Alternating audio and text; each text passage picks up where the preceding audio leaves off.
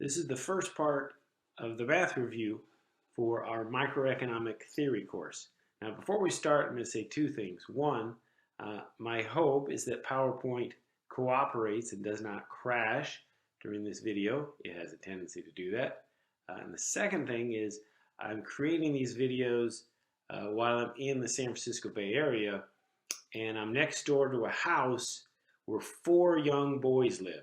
So probably throughout this video, you will essentially hear 4 boys between the age of about 4 and 12 jumping up and down on a trampoline. So that can be our background soundtrack. So anyway, let's get started.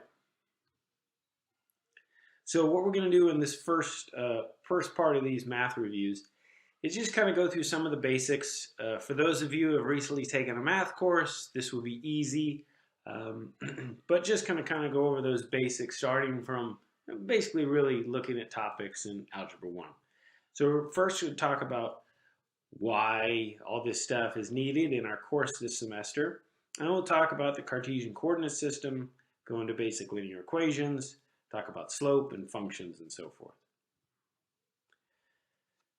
So in a nutshell, what we're going to do this semester in microeconomic theory, which is oftentimes called intermediate microeconomics, they're basically the same thing. So our class is, we call it microeconomic theory here at Florida Southern, but it is basically the same thing as intermediate microeconomics.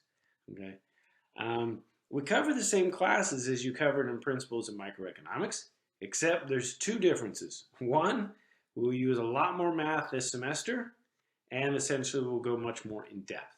Right? So each topic we look at, we'll just go more in depth on each topic. So that's in a nutshell what we're going to do. So it sounds easy, but we can find ways to make it difficult. So what we're going to kind of cover in this video, or not, well, we've already gone through what we're going to cover in this video, but the type of math basics that we're going to need for this course are fairly simple, except for the last one. We're going to use a lot of lines, right? We're going to need to understand slopes and understand systems of equations. And lastly, the big one that some of you have seen and a few of you may have not seen, and that is the idea of the derivative. So these are kind of the main concepts or main mathematical concepts that we're going to use this semester in our course. So before we kind of dive into this math review and some of these basics, what I first thought I would do is just explain why the idea of the derivative is so important and so helpful in economics. So those of you that have taken calculus before have done the derivative, and it may have seemed complex and complicated. You were probably doing limits and doing lots of other stuff. But really the idea of a derivative is just a simple idea. All it is the slope of a function, right? So the idea of the slope, which we're going to get to in a second, is really important in upper level microeconomic analysis. The derivative, all it really is just the slope of a particular function, okay? But it's a little more powerful than just your typical linear slope that you calculated in Algebra 1, okay? It's a way to find the slope of any function at any point along that function, okay? And this is why it's a really useful concept. So even though the derivative might sound complicated and hard and so forth, it's really kind of basic and easy, right? Or I should say simple. It is just the slope of any function at any particular point along that graph. That's all the derivative is, and that's the main reason why we use it, okay? So why the heck is this important for economics, right? The important aspect here is, and this is what we remember from our principles classes, is that economic analysis always involves marginal analysis. We're always interested in what's the marginal impact of this, what's the marginal impact of that, and so forth, okay? Because we're always looking and analyzing what happens if this thing changes, right? So let's kind of review, what did marginal mean again? From our principles classes, right? Marginal always meant the impact, right, of a change in one variable on another variable. So for example, if we want to know the impact of one variable on another, that's essentially the marginal impact. So how we used it in our principles classes was marginal utility, right? That was the idea of how does my happiness or satisfaction change if I eat one more cookie or one more pretzel or one more scoop of ice cream, right? So again, there's two things changing. I'm having one more of something, that changes. And then how does that affect my utility or my happiness, right? So marginal utility is essentially looking at the change in one variable, an additional scoop of ice cream. How does that affect my happiness, my satisfaction, the other variable? So one variable is consumption of ice cream, the other variable is my happiness, right? Marginal product was essentially looking at how hiring an additional worker affected my output, right? So what was the marginal product of, hiring one more worker on my production of Twinkies? How many more Twinkies can I produce? That's the idea of marginal product. Again, two variables, one is changing and we're looking at the impact on the other variable. Those of you that took me for microeconomics, remember that we did the paper airplane making activity, right? And we could see each person's marginal productivity when we hired them and brought them down. How many more paper airplanes did they make by adding that person to the team that was making paper airplanes, right? The idea of marginal cost was, okay, if I decide to make one more of something, if I'm going to produce one more Twinkie, what's the increase or additional cost that is incurred when we make one more of something? Again, right? I'm looking at producing one more of something, that's one variable, and how does that affect my cost, the additional variable, okay? And lastly, marginal revenue, right? So this is looking at if I decide to sell one more, right? How much does that increase my total revenue? If I sell another bottle of water, right, then I bring in additional revenue, right? So my variable here is quantity, and the other variable is the additional revenue. So how does selling one more, increasing Q, affect my total revenue? Okay. So again, each of these, when we think about marginal analysis, what we're looking at is how does a change in one variable affect another variable? So this is why the idea of a derivative is really important for marginal analysis.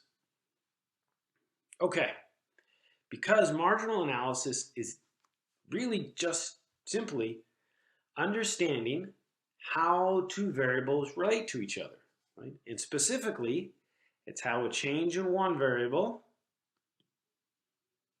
how did I do it? Yeah, understanding the change in one variable with respect to a change in a different variable, right? So it's how one variable affects another variable. Now, if you think back to Algebra 1, this is slope. This is what slope means, right? This is the definition of slope. How does my y variable change if I change x, right? So finding the marginal impact means finding the slope of whatever we are analyzing, right? So that's why this idea of the derivative is going to be really important for us. It's not like we're going to use it every day, but the concept of the derivative in the sense of being the slope is going to be very useful in this course. Okay, so that's why we bring the derivative in. And so if you haven't seen it before, this is why this video should be helpful, is to kind of be an introduction to it, to just get you comfortable with it. Okay, so before we get to the derivative, let's start nice and simple. We'll start with the Cartesian coordinate system. Everybody remembers that, right? Now, the Cartesian coordinate system is pretty simple. Now, turns out you can have polar coordinates. You can have all types of different coordinate systems, but we will keep it simple this semester. And the Cartesian coordinate system is just the XY axis that you used in all your math classes, okay? So we put an arrow up here. This is our Y axis. Put an arrow over here, and this was our x-axis, right? And if you remember, this was the first quadrant, okay? This was the second quadrant. This was the third quadrant. And this was the fourth quadrant. Okay, so that's all the Cartesian coordinate system is. This is just our x-y axis. So we're going to use this a lot this semester. Okay. All right, so let's kind of get comfortable with the Cartesian coordinate system here.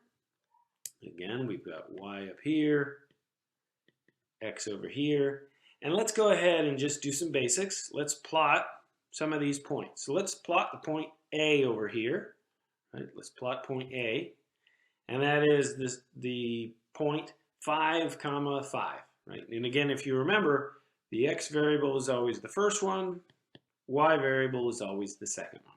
Okay. So 5, 5, we go over 5. 1, 2, 3, 4, 5. And we go up 5. 1, 2, 3, 4, 5. So it would be this point right here, not that other point there. Thank you, Apple Pencil. Right? So this is point A, which is the point 5, 5. Okay? So let's plot point B, which is going to be -2 and 4. Right? So again, the x variable is always first. So we go to the left 2 from the origin here. 1, 2, then go up 4. 1, 2, 3, 4. So it's going to be this point right there.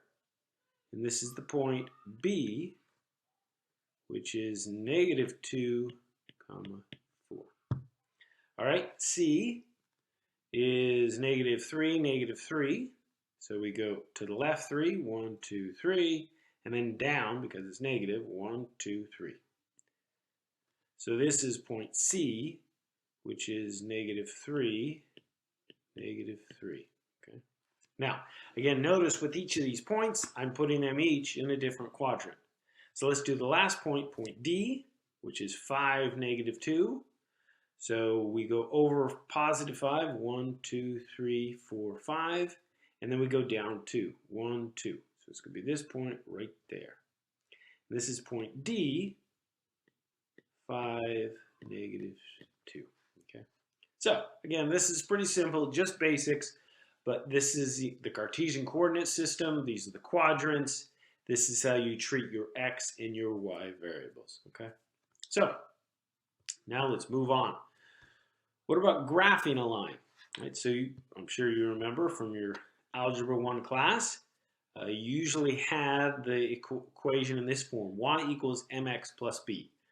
Now I know a couple people might have done it differently, but basically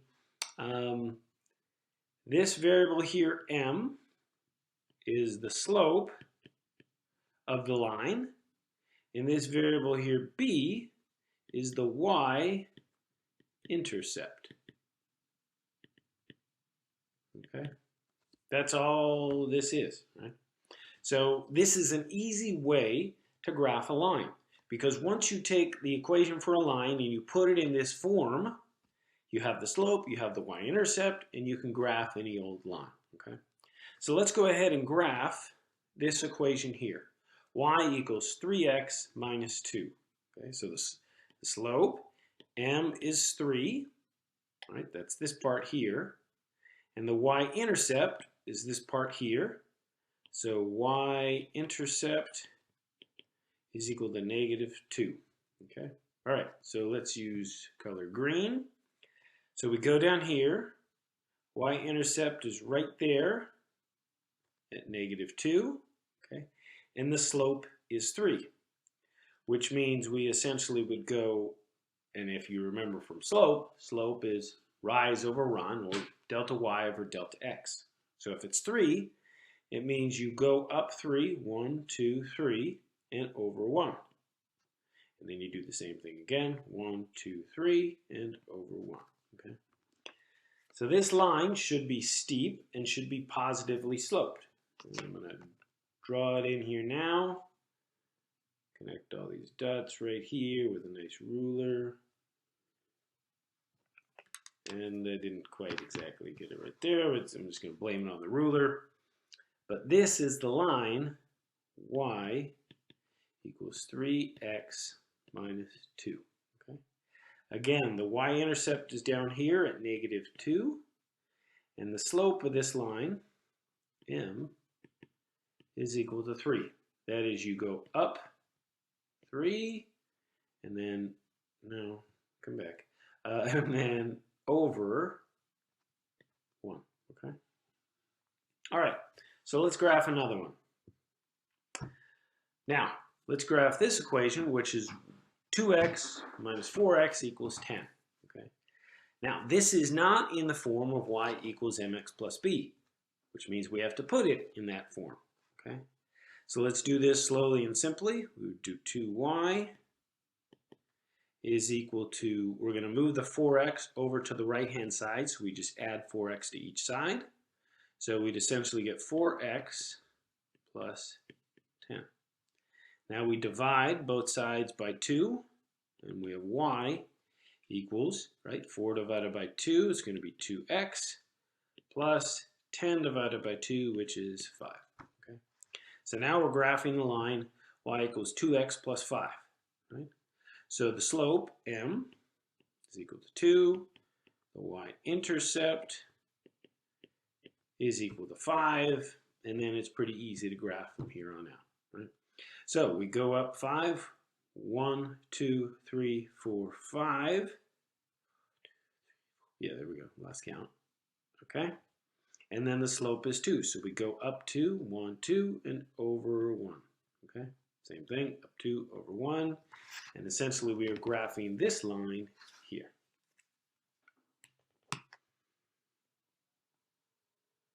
So this is the line. If I can do a little better this time. Again, these are our axes here. This is the y-axis. This is the x-axis. And this is the line y equals 2x plus 5. Or we could write it, this way as well. Okay, and this is where the slope of this line is 2. And the y-intercept here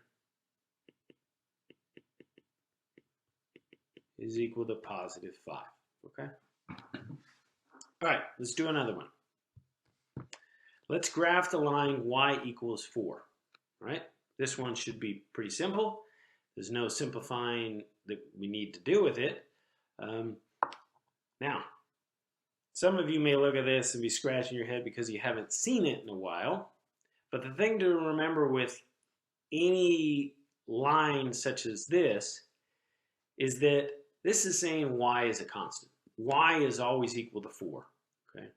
Which means, oh, well, if y is always equal to 4, y always equal to 4, right? So no matter what x is, y is always equal to 4. Y, x. All right? So no matter what x is, y is equal to 4. So if x is, say, 3, y is equal to 4. 1, 2, 3, 4. Right? If x is 25 billion or some large number, right? Y is always equal to 4. Y is always equal to 4. Y is always equal to 4. Right? So when y equals 4, all it is just a line drawn like so. Okay?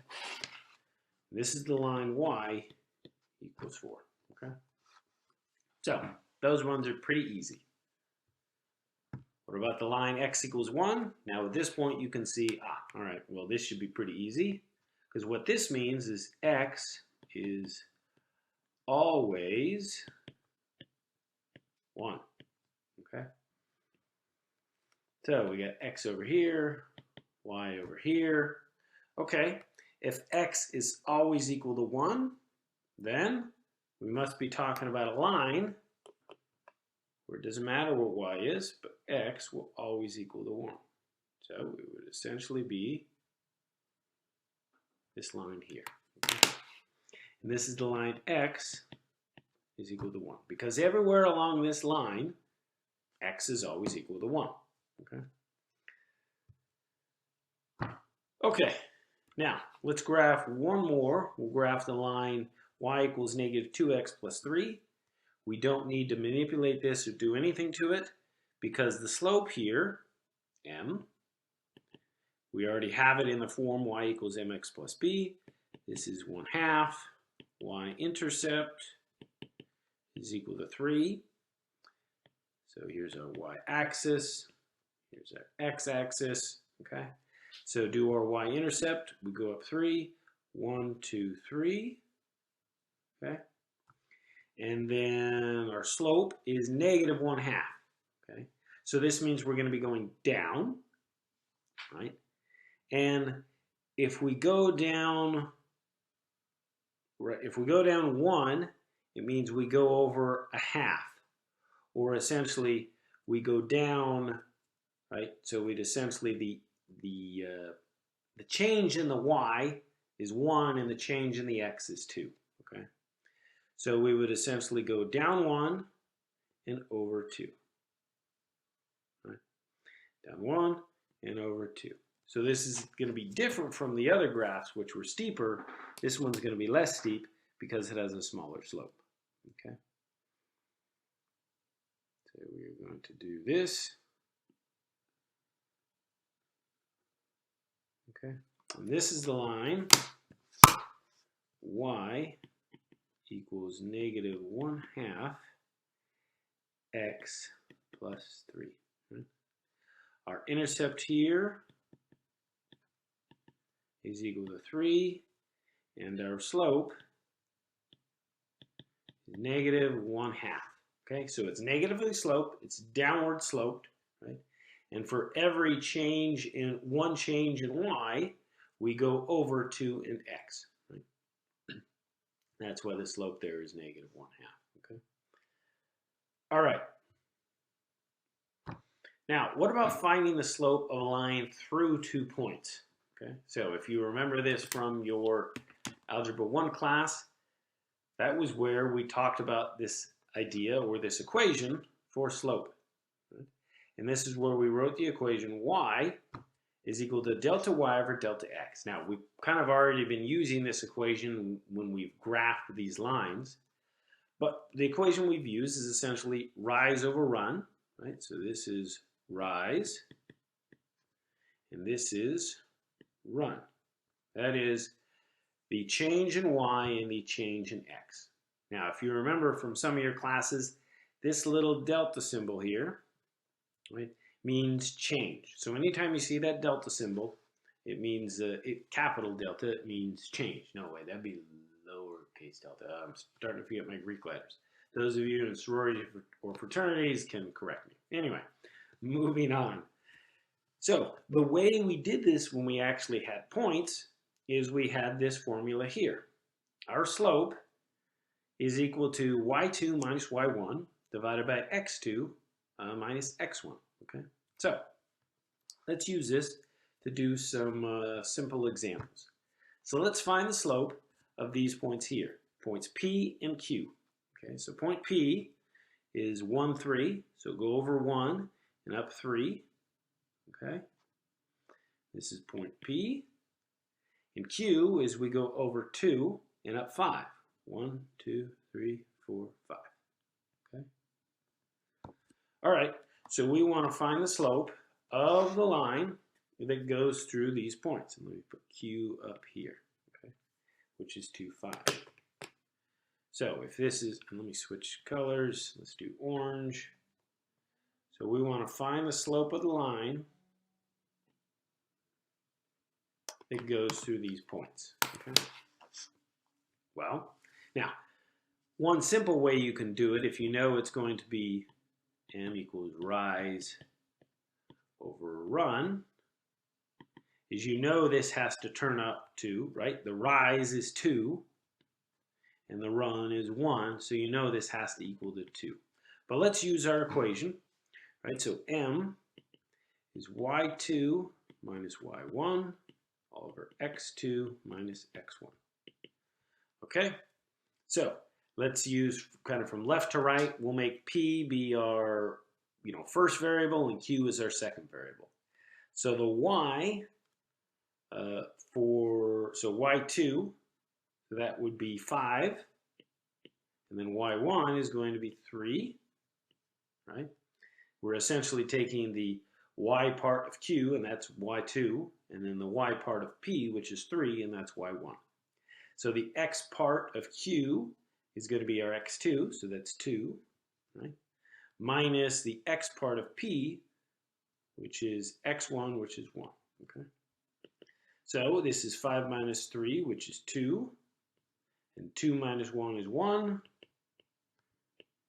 So the slope of the line through P and Q is equal to 2, just as we thought it would be, right? We both get the same answer here and here, okay? All right, let's do another one. Let's find the slope of these points. P is 4, 2, all right?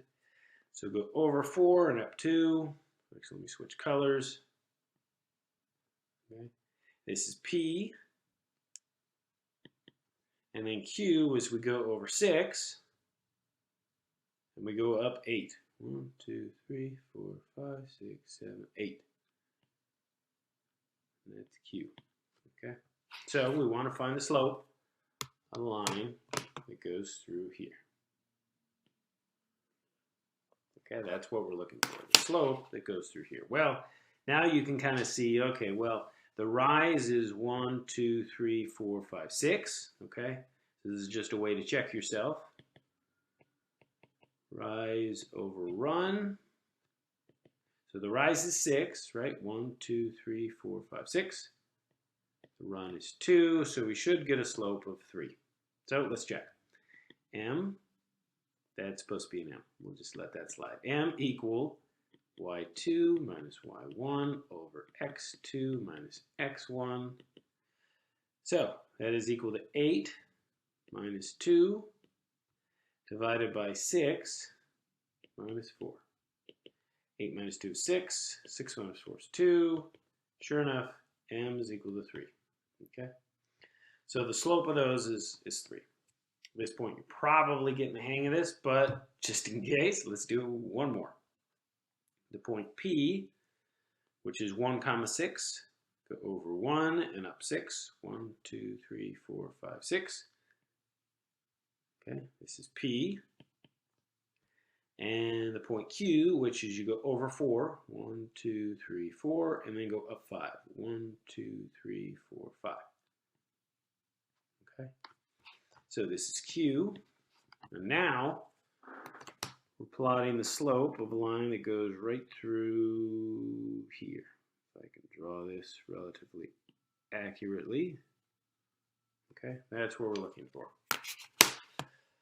Again, M equals rise over run. And once we plot this, we can easily see that, well, a rise is -1. And our run is 3, so we should get -1/3. Okay, so let's check. M equals y2 minus y1 all over x2 minus x1 equals. So y2 is 5, y1 is 6, so 5 minus 6 divided by x2, which is 4, minus, and x1 is 1. 5 minus 6 is -1. 4 minus 1 is 3. Sure enough, yep. M is equal to -1/3. Okay. So we can think of it in terms of rise over run. We can think of it in terms of y2 minus y1 divided by x2 over x1. Each one of these is essentially looking at the idea that slope, M, is equal to delta y over delta x. However you kind of think about that, okay? All right. So let's jump back to PowerPoint here, okay? And let's think about functions. now that we've gone through graphs and all these types of things, the last topic we're going to cover in this part of the video is the idea of a function. Okay? All a function is just the way in mathematics we talk about one variable and then another variable, and that is the input and an output. In economics and statistics, we'll often use the words independent and dependent variable. So our independent variable, or our input, this is usually x, right? And then we have an output, which is our dependent variable. And let's switch to a different color. Let's say blue, right? Output dependent variable, this is usually y, okay? So the reason why we use the words independent and dependent variable is if you think about an equation, y equals something something times x, right? Well, x is your input, right? And y is your output and depends on x. So y depends on x, it is the dependent variable. X is your input, it is the independent variable, is what you're starting with in a sense, okay? So that's all a function is. It may sound more complex than that, but that's all it is. It's essentially just a mathematical way to talk about how some variables, your input, are affecting your output variable y, okay? So we actually in real life, well, not real life, in our normal day-to-day life, always think about functions, right? So if we think about an annual interest rate, right? So if you've got some sort of fund and it's earning 6%, well, in your mind, when you're calculating how much money you're going to make off that fund, you're essentially doing a function. X here is the amount of money you have, right? 0.06 is your interest rate. So f of x just represents the amount of money you're going to make, right? So if you had, say, $1,000, f of x, and if your initial principal x is $1,000, it would be 0.06 times 1,000. So the money you would make would essentially be 60 bucks. Right? Okay. So that's all a function is, right? It just tells us how the output is affected by the input, okay? So, for example, if on an exam this semester, if it doesn't go to plan, I would, if I were to add a curve, I usually don't like adding curves, but if I were to do it, if I was a curve in exam 5 points, right, the function is just f of x equals x plus 5, right? Whatever raw score on the exam you got, I would just add 5 to it, and then that would give me your final score. Or if you're walking through the store and you see a half-off sale of some sort of stuff that, it is, maybe after Christmas there's sales, I don't know. If you see a half-off sale, you automatically in your head do that math, and that's a function. Whatever the price of the item is, you multiply that by 0.5, and that gives you the final sale price. Right? So that's all a function is. We already naturally think in terms of functions anyway, okay? All right. Now, when we're talking about functions, we often just, instead of saying f of x, we just replace it with y, right? Because y is often the variable used to represent the output of a function, right? Again, I say this, and I say usually, but not always, because as soon as we get into chapters 2 and 3 and we start talking about supply and demand, we're not going to be using x's and y's, we're going to be using p's and q's, okay? So let's kind of talk about functions. We've already talked a lot about linear functions, but let's talk about some more complex functions, right? We'll be using quadratics on occasion in this course, okay? So let's take a look and graph these equations, right? So y equals x squared. Those of you remember from your Algebra 1 or Algebra 2 days, this is just a parabola. Okay. This is essentially almost the same thing. It's just going to be shifted. and this is a parabola that's only actually half of it. So let's go ahead and graph these. Okay, let's graph the equation y is equal to x squared. Again, this is a parabola, and so if it's been a while since you've done this, it's sometimes helpful to think about graphing some of these more complex equations by just plotting a few points. Okay, so if I let x equal to 0, what's my output y? Well, if x is 0, y is also 0. Good, we've got 1 point, the origin. All right, and this is again y up here and x over here. Okay, okay. What about the number 1? Let x equal to 1. 1 squared is just 1. Y is equal to 1. Good. Got my second point here as I think about this graph. Okay, what about, let's let x equal to 2. If x is 2, well, 2 squared is 4. Y is equal to 4. So go over 2 and then up 4. 1, 2, 3, 4. Okay. All right, so now we can obviously see that, well, this isn't quite a line. Right? And again, this is why it's a parabola. So let's try the variable 3. We let x equals 3. 3 squared is 9. So go over 3, 1, 2, 3, and then go up 9. 1, 2, 3, 4, 5, 6, 7, 8, 9. Way up here. Okay. Now, if you were essentially to plot negative x numbers, you would see that you essentially get the same type of graph. So if you recall, a parabola is symmetric about the y-axis. Right? So if you were to plot the negative numbers, you would essentially get this. And this is why your parabola looks something like this. And it's a little difficult to draw on an iPad, but I'm going to do my best. So it's a curve that comes down this way, comes in like this, curves and has a nice rounded end here, and then goes down like this. So those of you that are interested in technical matters, it turns out that satellite dishes are parabolas. They have some special properties. That's why this guy is important. Now, in this class, we won't be doing satellite dishes, but we will use parabolas when we talk about costs of firms and stuff like that. So we'll use some quadratics there. So this is just graphing y equals x squared. Okay. All right. Let's do another one. Y equals x squared plus 3. Now, this is essentially almost the same graph as we've done before. All this 3 means is that it is shifted up 3. Right? You can check me. You can actually go ahead and make the x, y table, but you'll essentially see that it's the exact same graph that we just did, just shifted vertically 3. So just do the same thing again. 1 and 1, 2 and 4, 1, 2, 3, 4, and then on up there. Okay.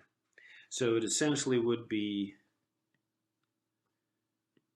the same graph we just did, just shifted up by 3. So we're going to come in here as best I can with the Apple Pencil and make it like that. And then do something like this. Come down here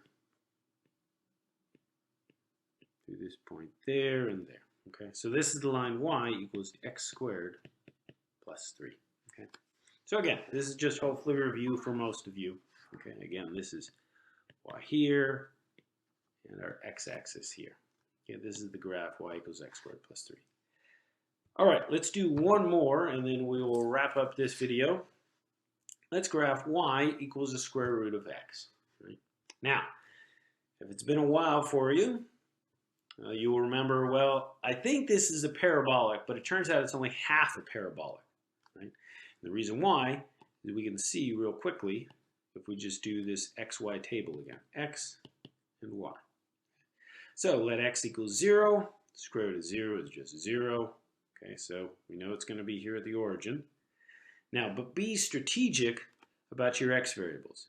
Let x equals 1, square root of 1 is 1. Okay, great. 1, 1. This is starting to look like it did before, but it's going to be a little different.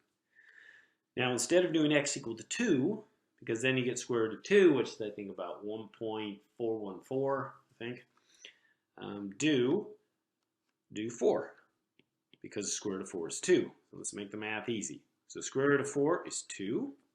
That means we go over 4, 1, 2, 3, 4, and we go up 2. And now we see, it's just a parabola, but it's flipped. Okay? And we can do the same thing. Let x equal to 9. Square root of 9 is 3. So we'd go over 9, 1, 2, 3, 4, 5, 6, 7, 8, 9, and go up 3. Okay. All right. So we can kind of see that it's basically going to do this. I'm going to graph it in here. And something like this. Curve in. And go like this. Okay. Now, some of you might be thinking, okay, well, it's like a parabola, so we're going to graph the other half of it that's going to be somewhere down here in the fourth quadrant. But you can't. So the graph y equals square root of x is only half of a parabola. Because, and the reason why, is when you put in negative numbers here, you get imaginary numbers, right? Which aren't plotted on this system, right? That's where you need a polar coordinate system, okay? So, this graph here, y equals square root of x, is only half of it. So this is y equals square root of x, okay? It's only basically 1/2 of a parabola, all right? Okay, and I think that's it. We've done enough complex functions and some of these math basics, and that's a wrap on part 1 of our math review video.